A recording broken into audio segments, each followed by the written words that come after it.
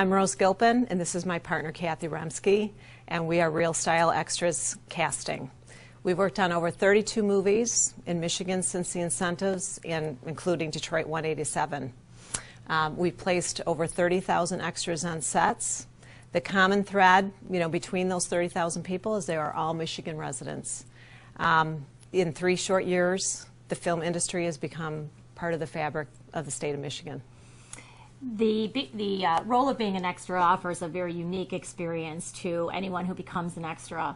What we have found through the course of placing these 30,000 people on set is that each one has a unique job skill set.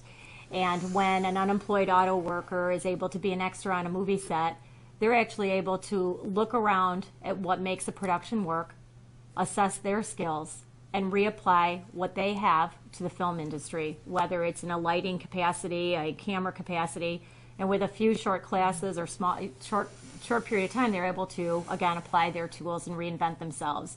An out-of-work art director is able to look around a movie set as she's an extra and see that there's a prop department or an art department where they might be able to take their skill set and, again, reinvent themselves to that which is production. We've been very fortunate. Can you give me an example? Is there one story, is there one person, one extra whose story touched your heart? We have an extra that worked with us on Whip It, and Whip It was a movie that Drew Barrymore filmed here back in 2008.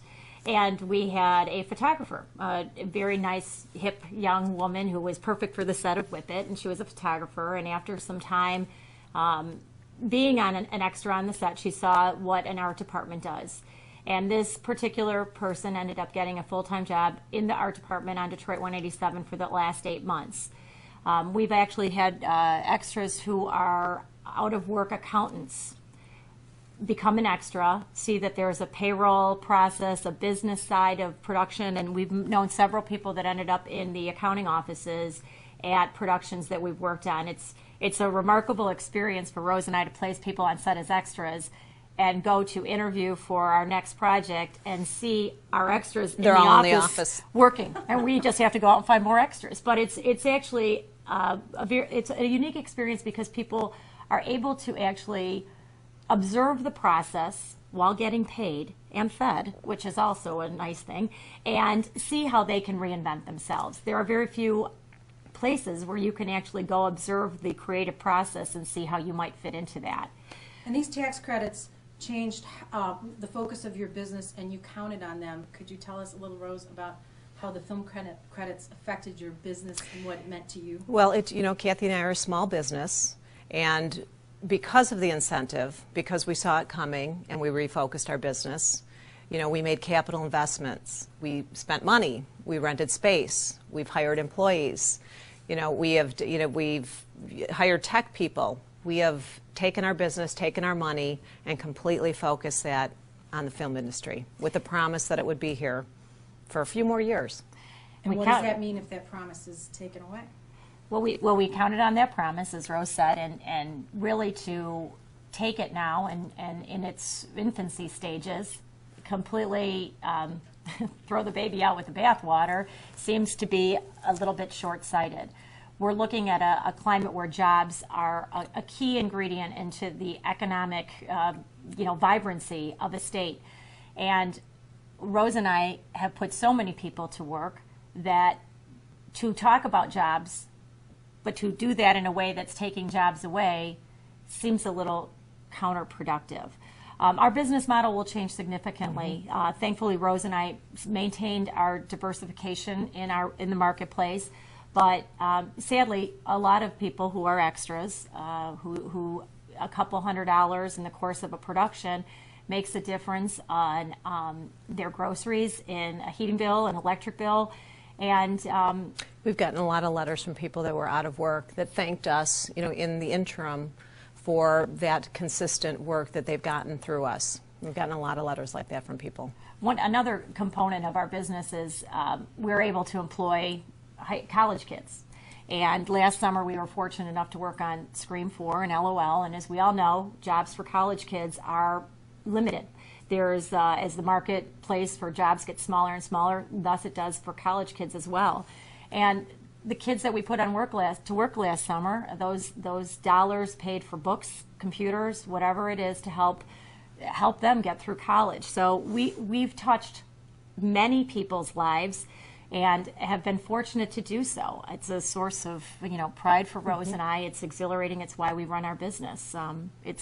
But our business doesn't just touch us. It touches not just our employees. It touches the many, many thousands of people that are in our database. It'll touch the space we may or may not rent. The capital investments that we may or may not not make now. So that's that trickle down where you're affecting the whole economy, and sometimes that's not an easy, tangible thing to see. What would you say to the legislators who think this is all about making Hollywood rich? Well, they're already rich.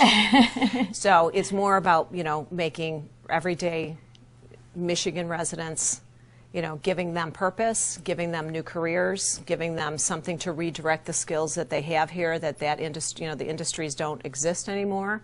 It's about diversifying our economy, to not make, putting all our eggs in one basket, which I know has, been talked about for years here. That's what it's about. It's really not, Hollywood is rich. They're going to be rich. And it's more about everyday Michigan residents. And I think the message also needs to be out there that other states do offer incentives. And to compete in this industry, sadly, that is a component of the industry. And I don't know that anybody who's a resident of Michigan wants to liberally give away money that we perhaps don't have. So let's look at the incentives and look at how we can put them in place and modify them as the workforce gets stronger and stronger here. The reason they were aggressive to begin with was we didn't have a workforce. We didn't have a workforce to support this.